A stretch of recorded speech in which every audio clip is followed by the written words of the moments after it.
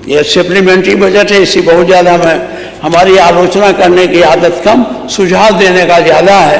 अब पता नहीं उसमें कितना आप मानेंगे कितना नहीं मानेंगे, ये आप पर निर्भर करता है। मैंने 2-3 सुझाव आपको बजट के बारे में दिए हैं। अब मैं शिक्षा पर आता हूँ। आप अपने बजट का 14.7% आपका आवंटन भारतीय जनता पार्टी के राज में वित्तीय वर्ष 23-24 में हुआ, और ये बजट का 23-24 के ये होता था, 23-24 के बजट में 13.1% हुआ। फिर परंतु 10%, 8% ही खर्च कर सका, खर्च नहीं हो पाया। आपने शिक्षा पर बजट दिया 13 टोटल बजट का 23-24 का 13.1 और खर्च हुआ 10.8। इस वित्तीय वर्ष में 24-25 में बजट में पूरे बजट का आपने 6% आवंटन प्रावधानित है, और सरकार ने अब तक प्राथमिक शिक्षा पर 21.2% माध्यमिक शिक्षा में, 24.1% उच्च शिक्षा में, 21.6% व्यावसायिक शिक्षा में पर आप खर्च कर सकते। मैं गाँव में इंटरनेट सही नहीं, सही कर, अध्यापकों की हाजिरी ऑनलाइन आपकी कर दी है। ठीक है, आपका उद्देश्य अच्छा है कि इससे अध्यापक रहें, लेकिन उनका वेतन अच्छा ना हाजिर होने, वेतन भी रोकने का। एक साथ एक समय करीब 6 लाख अध्यापक और 6 लाख अपना हाजिरी बनाएंगे, सर्वर चलेगा, सर्वर बैठ जाएगा, तो कब करेंगे वो? तो इस व्यवस्था को लेके माध्यमिक प्राथमिक शिक्षक तो बहुत आंदोलनरत है। वो रोज देखता हूँ बेसिक शिक्षा अधिकारी के दरवाजे पर दस्तक दिए रहते हैं, आंदोलन करते हैं। तो इस पर भी मेरा आपसे आग्रह है कि 6 लाख है, 6 लाख उससे कैसे करेंगे, इस पर भी आप सोच लेंगे, इसको शुद्ध ठीक करने की व्यवस्था आप करेंगे। दूसरी बात है, अब बजट सप्लीमेंट्री है, इसलिए इस पर हम बहुत ज़्यादा नहीं कुछ कहना चाहते, कितना बजट कहाँ आवंटित हुआ। मैं इतना जरूर कहूँगा, मैं इतना जरूर कहूँगा माननीय मंत्री जी, जो उच्च शिक्षा का बजट है उसको बढ़ाने की जरूरत है। उच्च शिक्षा का बजट और प्रदेशों को मुकाबले और देशों के मुकाबले कम है, क्योंकि उच्च शिक्षा में शोध की बात होती है। माध्यमिक शिक्षा या प्राथमिक शिक्षा में शोध नहीं होता, शोध उच्च शिक्षा में होता, और जब शोध नहीं होगा तो विकास की नई नई संभावनाएं आपके ज्ञान में नहीं आ पाएंगी। इसलिए इसका बजट आपको सप्लीमेंट्री में अगर उच्च शिक्षा के लिए होते तो मैं आपको धन्यवाद देता। मैं आपको कहता हूँ उच्च शिक्षा का बजट बढ़ा के और उसमें भी कैटेगराइज कर दें कि इस पे शोध पे इतना होगा, शोध पर पैसा कम है, इसलिए आप हमारा प्रदेश वैज्ञानिक शोध में और शोधों में कमजोर होता जा रहा है। इसलिए मैं आपसे आग्रह करूँगा इस पे आप शोध की धनराशि बढ़ावें।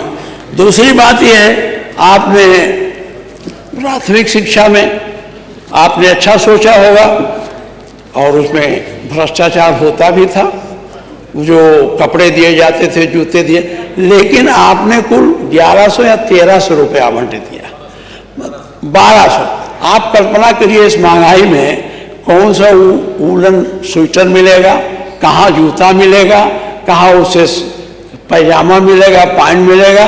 1200 रुपये संभव नहीं है।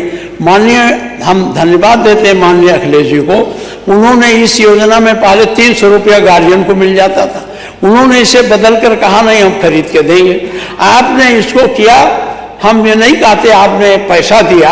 अब होता क्या, गार्जियन ले जाता खाद खरीद लेता और लड़के का सिलाई नहीं पाता, वो पा जाता। गरीब बच्चे तो प्राइमरी स्कूल में पढ़ते हैं, जो संपन्न परिवार के लोग हो तो कॉन्वेंट है, तमाम प्रकार के स्कूल हैं, गरीब बच्चे उसमें जाते हैं। गरीब माँ बाप के खाते में जब रुपया जाता है तो वो उसको हम तमाम बच्चों से पूछते हैं तुम्हें कपड़ा मिला, क्या दादा कहें कि भी रुपया नहीं है, खाद ले आए, खेत में काम है, बाद में देंगे।